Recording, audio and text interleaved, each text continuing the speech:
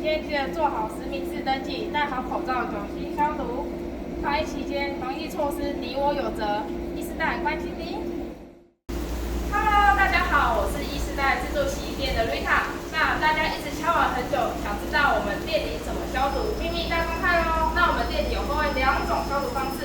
那第一种呢，是我们每日都会做的基础消毒。那我们基础消毒怎么做呢？我们每天基础消毒会让我们的机台每天进入空气，因为我们的洗尘里面就会有包含洗衣机、消毒机跟浏览器的部分，所以每一次洗拭都会有消毒的功能。那我们还会进行内部的擦拭，确保使用者用的安心。那我们进行第2种消毒的方式，是我们每个月会做的深度消毒。那怎么做深度消毒呢？那请大家等我一下，我去拿我们消毒的工具。那我们第一样就是我们的独家配方的消毒粉。那怎么消毒？那我们是打开之后，倒入我们的机台，然后倒入我们适当的量。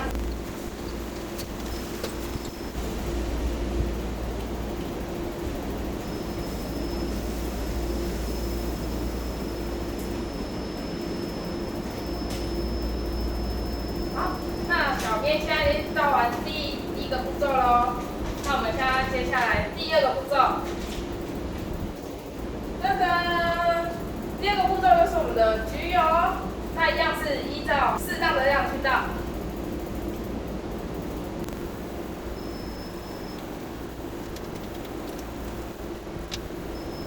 好，那我们第2个步骤，我们焗油倒完喽。那跟大家说明一下，其实我们店内也有焗油的。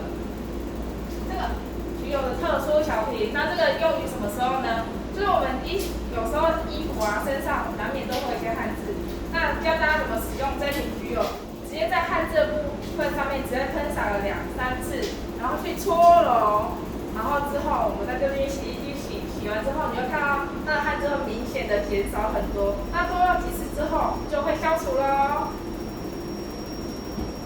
好的，那我们进行下一个步骤。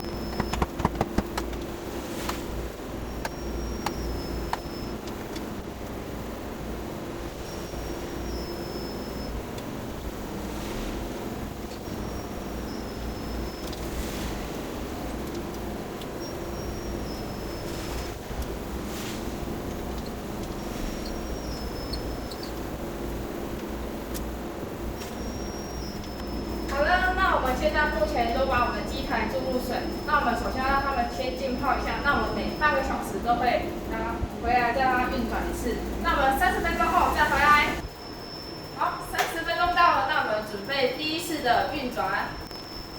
那我们在等待运转的过程中，先跟大家说明一下，那我们等一下运转完停止后，会再进行30分钟的浸泡。那大家等一下等待的时间太无聊，因为等一下都会一直重复这些动作。那我们等一下以快转的方式先带过这些，那等到完全的浸泡完、清洗完之后，再带大家回来一探究竟哦。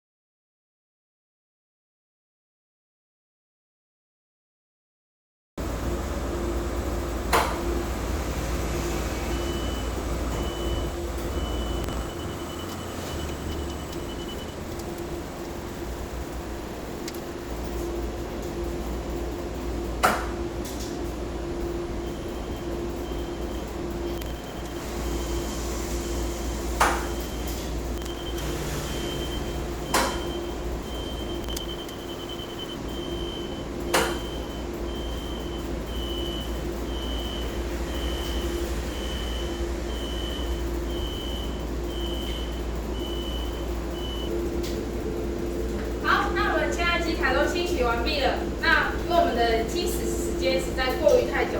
那绿茶刚刚去把烘衣机也整理完毕喽，有没有大家有没有发现我身上的衣服也不一样了？因为我刚去洗了一下澡。那我们现在就来看一下我们的